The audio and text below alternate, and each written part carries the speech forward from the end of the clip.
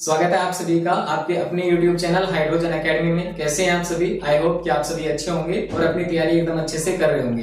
तो चलिए आज अपने YouTube चैनल की फर्स्ट वीडियो को हम डालते हैं। सबसे पहले मैं आपको अपना इंट्रो दे देता हूँ। मेरा नाम है रविकांत और मैंने बीएससी केमिस्ट्री ऑनर्स और एमएससी इनऑर्गेनिक केमिस्ट्री से की हुई है। तो आज से मैं आपको बहुत सारी वीडियो प्रोवाइड कराने वाला हूँ जो कि रिलेटेबल होंगी केवल केमिस्ट्री से। तो आज की जो वीडियो है इसमें हम विलयन को समझने वाले हैं, यानी विलयन क्या होता है, विलेय और विलायक क्या होता है। तो सबसे पहले देखते हैं विलयन क्या है। तो अगर हम यहाँ पे देखें, दो या दो से अधिक पदार्थों का सामान्य मिश्रण ही विलयन कहलाता है। ठीक है, अगर आप दो या दो से अधिक पदार्थों को आपस में मिलाते हो और मिलाने के बाद में वो एक सामान्य मिश्रण बन जाता है, यानी जहां पे आप उनके बीच में अंतर पता नहीं कर पाते हो, तो ऐसा जो मिश्रण होगा उसको हम क्या कहेंगे? विलयन कहेंगे। जैसे एग्जाम्पल आप देखोगे, जल व नमक का मिश्रण, यानी जल और नमक को जब आप मिला देते हो तो उनका जो मिश्रण आपके सामने तैयार होता है वो एक सामान्य मिश्रण होता है जिसको हम विलयन बोल देते हैं। अब बात करते हैं विलयन के घटक की, यानी कंपोनेंट्स ऑफ सॉल्यूशन।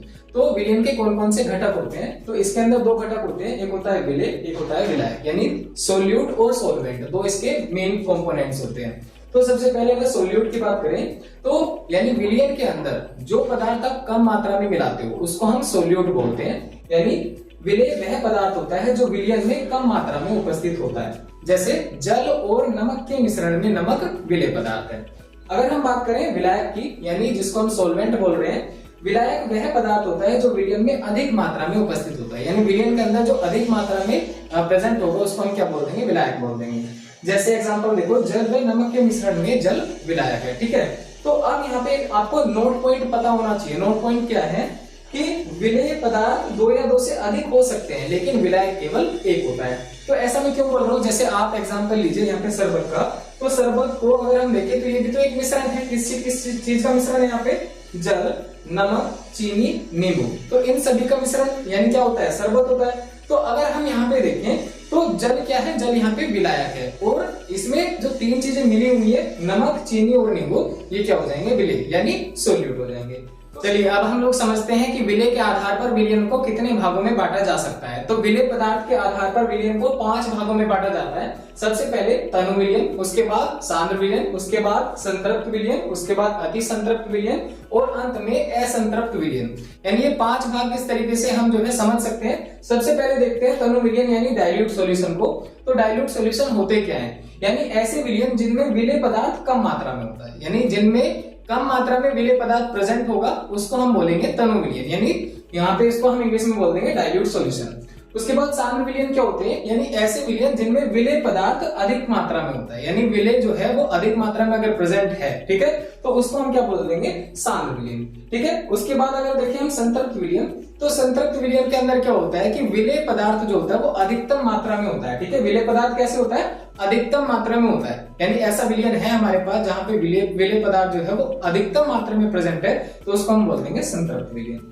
इसके बाद आता है अति संतृप्त विलयन, यानी सुपर सैचुरेटेड विलयन। अगर इसको हम देखेंगे तो यहाँ पर विलेय पदार्थ की अधिकतम मात्रा होने के बाद भी अगर हम उसमें विलेय पदार्थ को ऐड कर रहे हैं तो उसको हम क्या बोलेंगे? अति संतृप्त विलयन। ठीक है, सुपर सैचुरेटेड सॉल्यूशन। उसके बाद सबसे लास्ट में हम बात करते हैं असंतृप्त विलयन की, यानी असंतृप्त विलयन क्या होते हैं?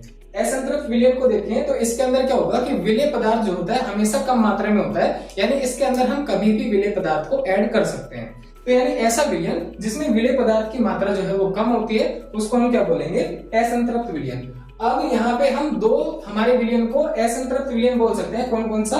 तनु विलयन और सांद्र विलयन। दोनों विलयनों को असंतृप्त विलयन बोला जा सकता है क्योंकि इन दोनों के अंदर जो है वो विलेय पदार्थ कम मात्रा में है और इसमें हम कभी भी विलेय पदार्थ को ऐड कर सकते हैं। अब हम यहाँ पे बात करते हैं सांद्रता की।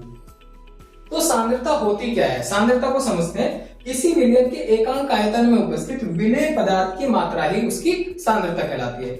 यानी आपके पास में कोई एक सॉल्यूशन है, आपके पास में एक विलयन है, उसका आयतन फिक्स है और उस आयतन के अंदर आप देख रहे हो विलेय पदार्थ की मात्रा, यानी उसके अंदर कितना सोल्यूट प्रेजेंट है, तो उसको ही हम बोलते हैं कंसंट्रेशन, यानी सांद्रता।